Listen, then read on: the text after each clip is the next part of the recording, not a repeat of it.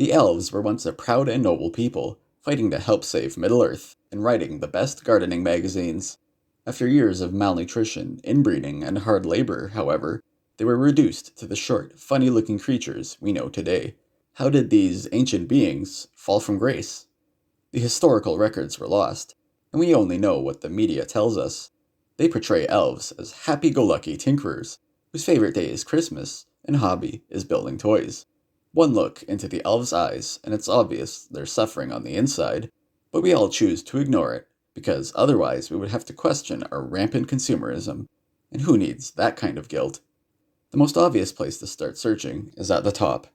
Santa Claus, seemingly a father figure to the downtrodden elves, keeping them clothed, housed, and, most importantly, employed. What would they do without the jolly old man? Continue to fade away and die cold, miserable deaths, probably. Would we expect anything less of a man named Saint Nick? We should.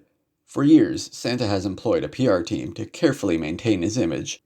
Those rosy cheeks? Raging alcoholism. Wide girth? Stolen elf rations.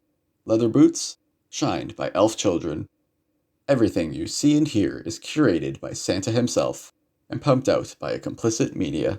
Cropped out of every photo are the chains keeping the elves bound to their workstations, and the goons ready to smack them for working too slowly. The elves don't actually like sugar. They're force-fed ungodly amounts to keep awake during mandatory overtime. Santa has goals, after all. Profit goals and production quotas. Why would he care about some no-good, pointy-eared, stumpy elves? Toy manufacturing is big business, and Santa wants his bonus. And his crimes don't stop with the elves. He breaks into homes, he spies on children, and only a deal with the devil could cause his reindeer to fly. An investigation into Swiss birth records revealed startling evidence. Claus is not Santa's last name, but his middle name. The true last name was redacted, however, as well as the identity of his parents. Swiss authorities were mute, and there were no further ancestry details. It was a dead end. Why would Santa Claus appear in Swiss birth records of all places? After pooling all available knowledge and harnessing the power of AI, an answer appeared. Santa. Claus. Nestle. Yes, that Nestle. It all seemed so obvious in retrospect. The Swiss heritage, the affinity for slave labor, the obsession with controlling fresh water, in this case, frozen at the North Pole.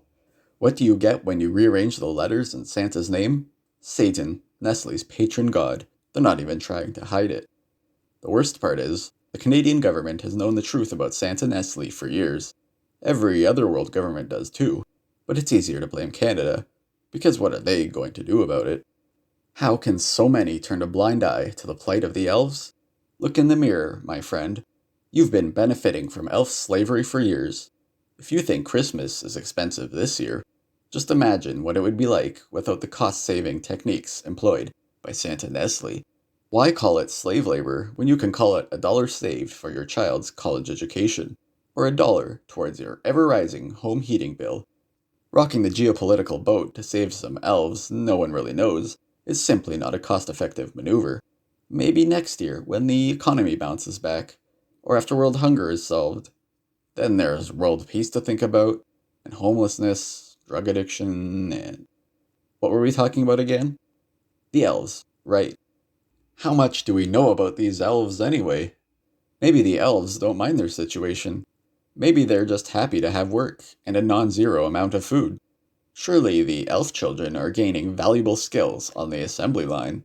You wouldn't want to deprive the elves their only source of sustenance, would you? So this Christmas, remember to thank Santa Nestle, because without him, we might have to pay a little bit more for things, which would be literally the worst thing ever.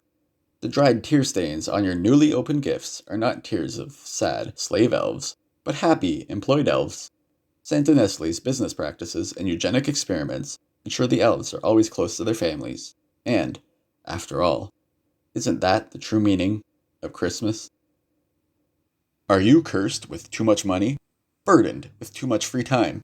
Good news! I'm an author, and my satirical fantasy books are just what you need. Links are in the description.